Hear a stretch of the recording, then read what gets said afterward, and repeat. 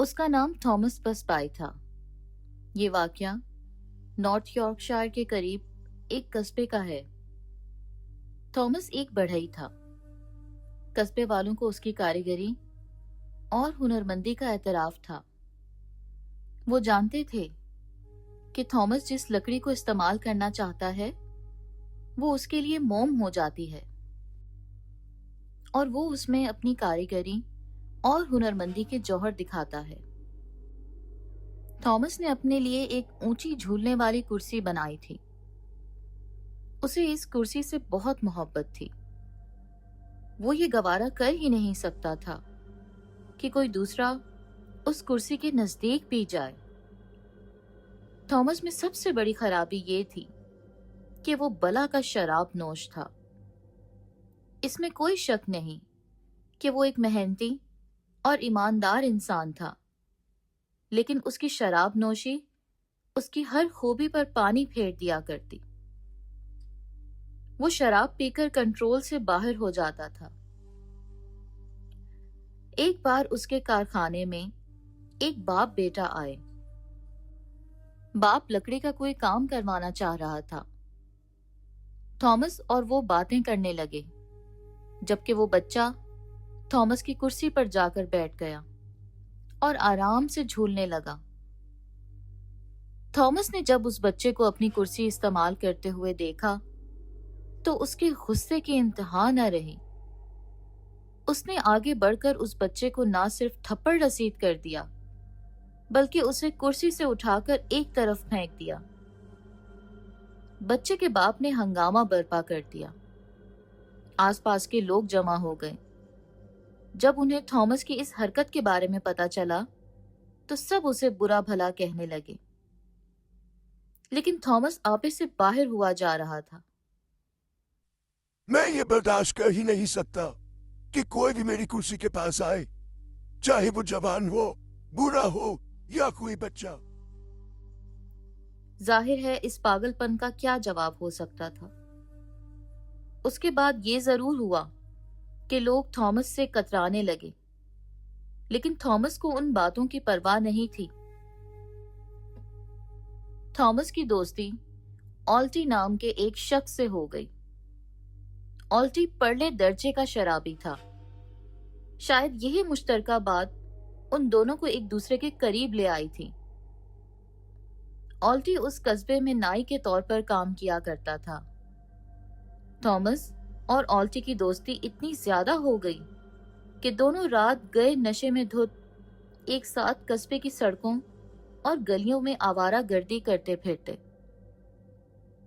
एक रात थॉमस जब देर से वापस आया तो उसने देखा कि ऑल्टी उसकी पसंदीदा कुर्सी पर बैठा हुआ मजे से झूल रहा था। थॉमस के तन बदन में आग लग गई। उसने लपक कर ऑल्टी का गिरेबान पकड़ लिया। दोनों गुत्थम गुत्था हो गए और दूसरी सुबह ऑल्टी गायब हो चुका था। पूरा कस्बा उसकी तलाश में मसरूफ हो गया था, लेकिन उसका कोई पता नहीं चल रहा था। उन तलाश करने वालों में थॉमस भी शामिल था। बहरहाल तीसरे दिन ऑल्टी की लाश एक नाले के पास मिल गई।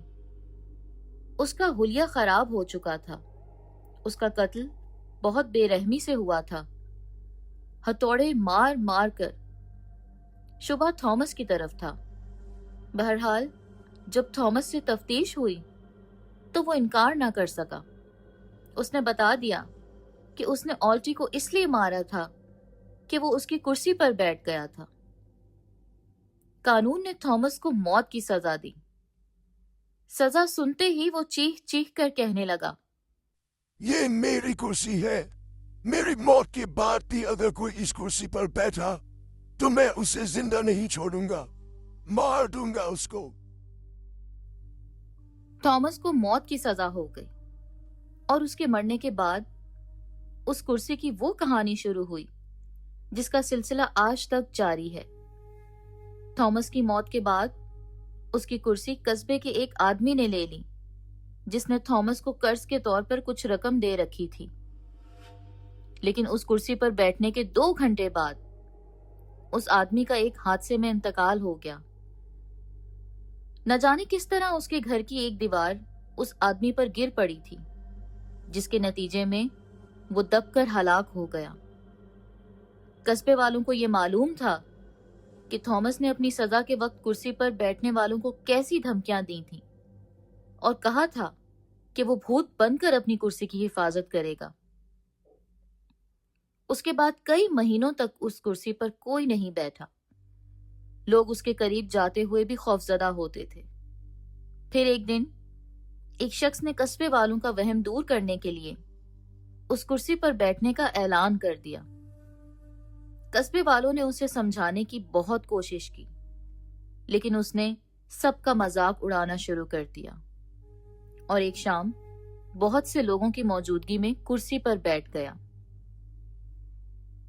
उस वक्त तो कुछ भी नहीं हुआ, लेकिन दूसरी सुबह वो आदमी अपनी छत से इस तरह गिरकर हलाक हुआ जैसे किसी ने उसे ऊपर से धक्का दे दिया हो।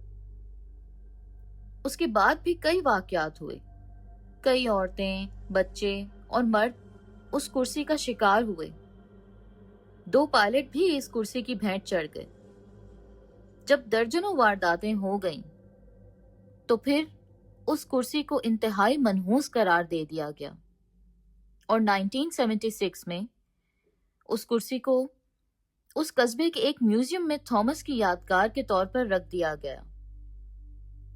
अब ये हाल है कि देखने वाले उस कुर्सी को इस उम्मीद पर देखने आते हैं कि शायद उसके आसपास थॉमस की रूह मंडलाती हुई दिखाई दे जाए।